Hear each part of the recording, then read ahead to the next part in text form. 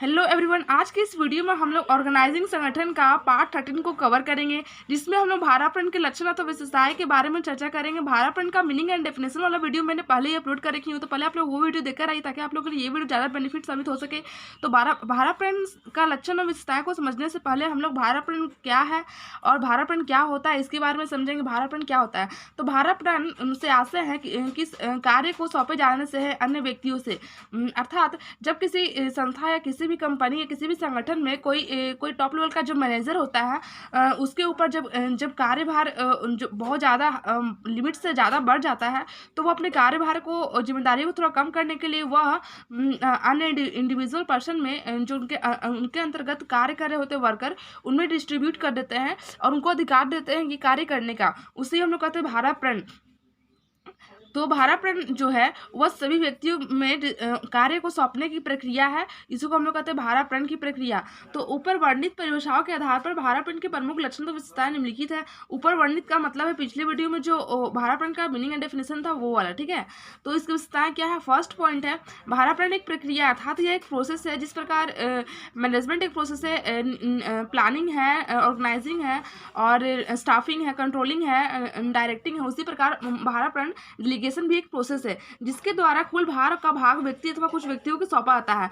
जिसके भाराप्रण एक ऐसा प्रक्रिया है जिसके द्वारा एक व्यक्ति का कुल भार को कम करने के लिए और संस्था के गोल को अच्छी तरह से अचीव करने के लिए अन्य व्यक्तियों को कार्यभार सौंपा जाता है और उनको अधिकार दिया जाता है उस कार्य को करने के लिए। सेकंड पॉइंट है, भाराप्रण ऊपर से नीचे की ओर होता है, अर्थात भाराप्रण की जो प्रोसेस होता है ना वो ऊपर से नीचे की ओर होता है। अर्थात जो भाराप्रण में टॉप लेवल का मैनेजर होता है उस पर जो कार्य का जो भार होता है ना, वो अपने कार्य भार को कम करने के लिए और ऑर्गेनाइजेशन के गोल को क्विकली अचीव करने के लिए वह सभी इंडिविजुअल पर्सन में और सभी वर्कर्स में काम को डिस्ट्रीब्यूट कर देते हैं, जिससे कि ऑर्गेनाइजेशन के गोल को अचीव करना ज़्यादा आसान होता है। इसी कारण भाराप्रण की प्रक्रिया को ऊपर से नीचे की ओर होता है, अर्थात टॉप लेवल के मैनेजर से नीचे वर्कर्स तक होता है। थर्ड पॉइंट है, भाराप्रण का आशय विकेंद्रीकरण कदापि नहीं होता, अर्थात विकेंद्रीकरण में एक प्रोसेस ही प्रक्रिया ही है जो कि हम लोग नेक्स्ट वीडियो में पढ़ेंगे, ठीक है। विकेंद्रीकरण क्या होता है, तो भाराप्रण और विकेंद्रीकरण प्रक्रिया दोनों सेम नहीं है, ठीक है, दोनों अलग अलग है। फोर्थ पॉइंट है, भाराप्रण का उद्देश्य क्रियात्मक एवं प्रबंधकीय विशिष्टीकरण दक्षता प्राप्त करना होता है। भाराप्रण का जो उद्देश्य होता है वह फंक्शनल और मैनेजमेंट का एक बहुत ही स्पेसिफिक होता है, कैपेसिटी होता है और एबिलिटी होता है जो कि किसी भी इंडिविजुअल पर्सन के अंदर होता है, उसको निखारने में मदद करता है कौन, भाराप्रण।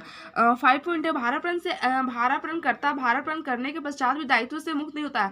तो भाराप्रण का आशय, भाराप्रण से मतलब कि ये नहीं कि जो भाराप्रण करता था, जो भार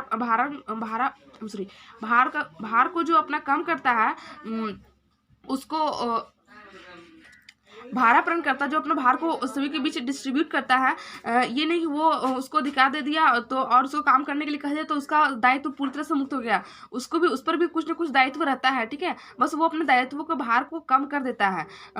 छठा पॉइंट है, भाराप्रण द्वारा अधीनस्थों के परिसीमाओं को निर्धारित किया जाता है। भाराप्रण के द्वारा ही जो सब ऑर्डिनेट होते हैं, जो उस कार्य को कर रहे होते हैं, उनको जो उनके कार्य करने के लिए राइट मिलता है, उनको एक सीमा के अंतर्गत कार्य करना पड़ता है, उनके लिए एक सीमा निर्धारित कर दी जाती है। 7वां पॉइंट है, भाराप्रण से एक से अधिक प्रकार का होता है। 8वां पॉइंट है, भाराप्रण असहयोग न होकर सहयोग प्राप्त करने की प्रक्रिया, अर्थात भाराप्रण में एक इंडिविजुअल पर्सन जो सारा कार्य कर रहा होता है तो उसके कार्य बहुत ज़्यादा बढ़ जाता है तो वो अन्य व्यक्ति को डिस्ट्रीब्यूट कर देता है, तो इस प्रकार वो जो अन्य व्यक्ति है वो उसका सहयोग करते हैं, तो यह एक सहयोग की भावना है, ठीक है। 9 पॉइंट है, कोई भी अधिकारी ऐसे अधिकार का भाराप्रण नहीं कर सकता जो स्वयं उसके पास नहीं, मतलब कोई भी जो सुपरवाइजर है या कोई भी टॉप लेवल का मैनेजर है वो ऐसे अधिकार का भाराप्रण नहीं कर सकता है जो कि उसके पास है। अब उसके पास कुछ काम है ही नहीं, उसको कोई राइट है ही नहीं, तो वो किसको क्या सौंपेगा, तो इसी कारण वो भाराप्रण नहीं कर सकता है।